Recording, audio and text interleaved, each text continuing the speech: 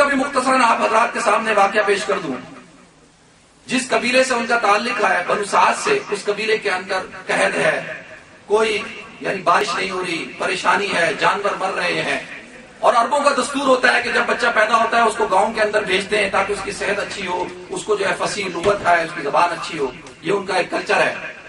اب ساری عورتیں جو ہے وہ نکلتی ہیں بچے کو اڈاپٹ کرنے کے لیے، مکہ کا سفر کرتی ہیں. اور یہی حضرت سعدیہ حلیمہ جو ہے وہ بھی نکلتی ہیں. آتا ہے کہ ان کی جو سواری ہے، جو گدھا ہے، وہ کچھ دیر چلتا ہے اور کچھ دیر چلنے کے بعد پھر گر جاتا ہے، کچھ فاصلہ طے کرتا ہے پھر گر، یعنی انتہائی لاغر. اور جو ہے جو ان کی اونٹنی ہے اس کا حال یہ ہے کہ جیسے ہی اس نے بچہ جنا اس کے اندر اتنی طاقت ہی نہیں تھی کہ اس کا بچہ مر گیا، دودھ ہی نہیں تھا. یہ حالت ان کی ایک اونٹنی اور اس گدھے کا یہ حال.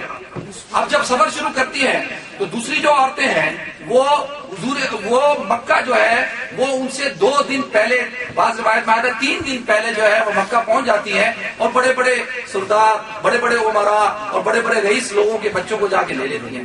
اب یہ پریشانی کے عالم کے اندر ہے. یہ کہتی ہیں کہ ایک تو میں پہلے ہی لیٹ ہو گئی، اب مجھے کوئی بچہ ملے گا بھی یا نہیں ملے گا، اور اگر نہیں ملے گا تو پھر گزارا کیسے ہوگا، اور پھر جو ہے واپس خالی ہاتھ آؤں گی تو لوگ کیا کہیں گے کہ تو بڑی شان سے گئی تھی کہ بچہ لینے کے لیے جا رہی ہے، تو جو ہے وہ خالی ہاتھ. تو وہ بڑی پریشانی کے عالم میں جب مکہ کے اندر داخل ہوتی ہیں. تو باقی مختصراً یہ کہ ساری جو عورتیں جیسی حضور تک پہنچتی تھی، یعنی ان کے گھر تک پہنچتی تھی، پتہ چلتا تھا کہ یہ یتیم ہے تو فوراً انکار کر دیا کرتی. حضرت عبد المطلب پریشان ہے کہ ایسا نہ ہو کہ کوئی بھی عورت اس بچے کو اڈاپٹ نہ کرے، اس بچے کو دودھ پلانے کے لیے ساتھ نہ لے کے جائے. آپ پریشان ہیں. اتنے میں دیکھتے ہیں کہ سعدیہ حلیمہ چلی آ رہی ہے. آپ پوچھتے ہیں کہ تم کون ہو؟ وہ بولتی ہے میرا تعلق قبیلہ بنو سعد سے ہے. جیسی سعد کے معنی ہوتے ہیں خوش قسمتی اور جو ہے سعادت مندی. آپ نے کہا ماشاءاللہ قبیلے کا نام تو بہت اچھا ہے، تمہارا کیا نام ہے؟ کہا میرا نام حلیمہ ہے. آپ نے فرمایا حلیمہ نام بھی بہت اچھا ہے، علم والی. تو کس لیے آئی، کس مقصد کے لیے آئی؟ انہوں نے کہا میں ایک بچہ لینے کے لیے آئی.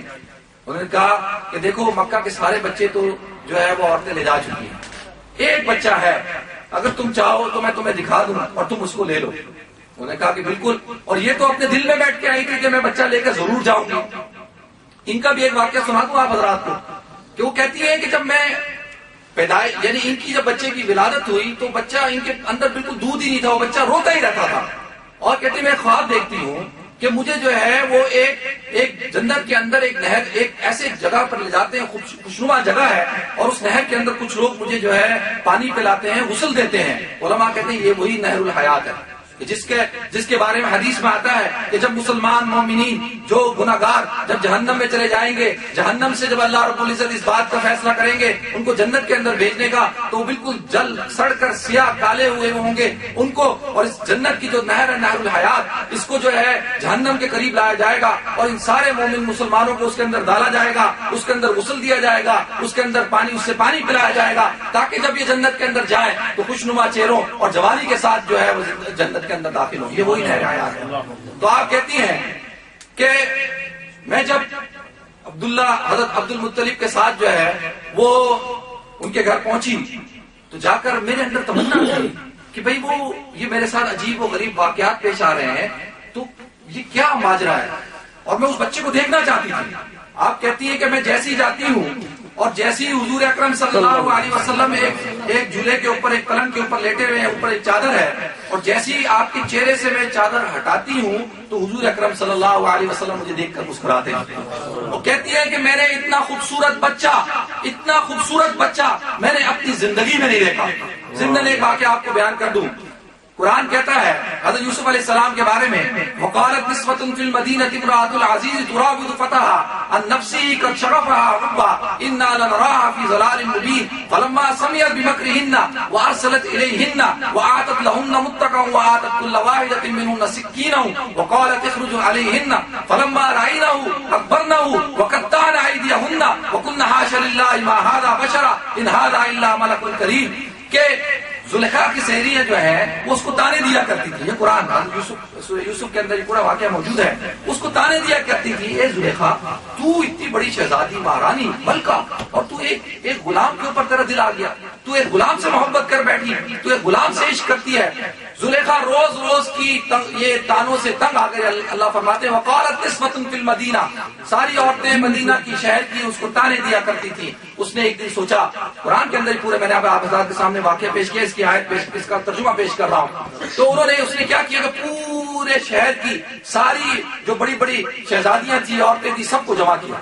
جمع کرنے کے بعد دسترخوان ٹیبل لگایا، اس ٹیبل پہ فروٹ رکھ دیے، اور فروٹ رکھنے کے بعد سب کے ہاتھوں میں جو ہے وہ چھری دے دی، اور چھری دینے کے بعد حضرت یوسف علیہ السلام کو وہاں سے گزارا۔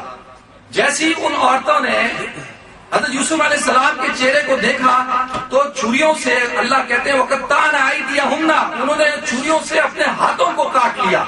حضور کے حضرت یوسف علیہ السلام کے حسن کو دیکھ کر اپنے پھلوں کے بجائے اپنے ہاتھوں کو کاٹ لیا۔ اور ایک شاعر کہتا ہے کہ اگر زلیخا کی سہیلیاں حضور اکرم صلی اللہ علیہ وسلم کے چہرے انور کو دیکھ لیتی تو ہاتھوں کے بجائے اپنے دلوں کو کاٹ لیتی۔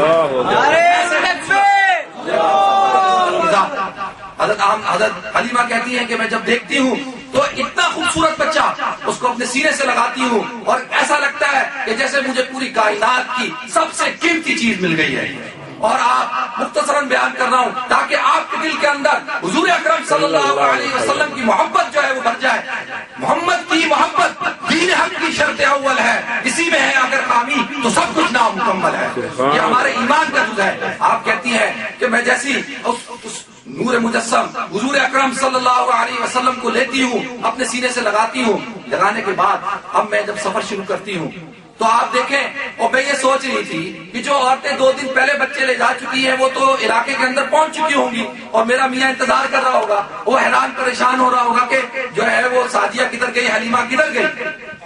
3 دن لیٹ آئی، اور جب سواری پر بیٹھی وہ گدھا جو چند فرلانگ طے کرتا تھا گر جاتا تھا، وہی گدھا جو ہے ایسے دوڑ رہا ہے، ایسے دوڑ رہا ہے کہ وہ حیران پریشان ہے۔ کہتے ہیں کہ سواری تو وہی تھی لیکن سوار بدل گیا، سوار بدل گیا۔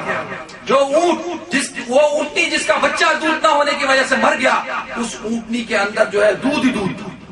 اور آپ فرماتی ہیں کہ میرا بچہ جو روتا رہتا تھا، میرے پستان کے اندر میری چھاتیوں میں دودھ ہی نہیں ہوتا تھا، اور ایسا حال تھا کہ دودھ بہ رہا تھا۔ اور آپ جو ہے 3 دن بعد میں پہنچی، 2 دن پہلے جو ہے اپنے علاقے کے اندر پہنچ گئی۔ اب میاں دیکھتا ہے، دیکھنے کے بعد کہتا ہے ہو سکتا ہے کہ یہ گئی نہیں، یہ آدھے راستے سے واپس آ گئی۔ اور وہ جب وہ دیکھتا ہے تو کہتا ہے کہ اے حلیمہ کیا تو گئی نہیں؟ کہتی میں تو گئی، وہ ہو کے بھی آ گئی اور یہ بچہ بھی لے آئی۔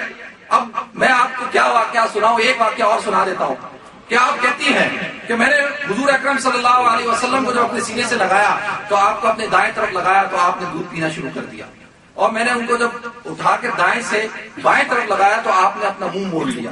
علماء یہ فرماتے ہیں کہ کیونکہ حضور اکرم صلی اللہ علیہ وسلم کو پتا تھا کہ میرا ایک رضائی بھائی بھی ہے، یہ اس کا حق ہے کہ میں اس کا حق نہیں دوں گا۔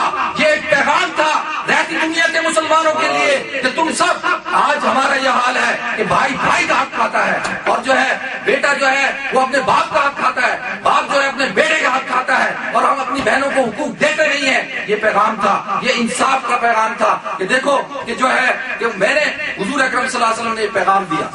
اب حضرت سعدیہ حلیمہ کو ان کے واقعات کو ایک طرف رکھتے ہیں، حضور اکرم صلی اللہ علیہ وسلم کی زندگی چلتی ہے، اور آپ حضرات کے سامنے ان کی پوری زندگی ہے کہ مکہ کے سب سے محبوب، مکہ کے سب سے محبوب، اور جو ہے سب آپ کو صادق، امین، اور جو ہے وہ کیا بس آنکھوں کا نور ہے۔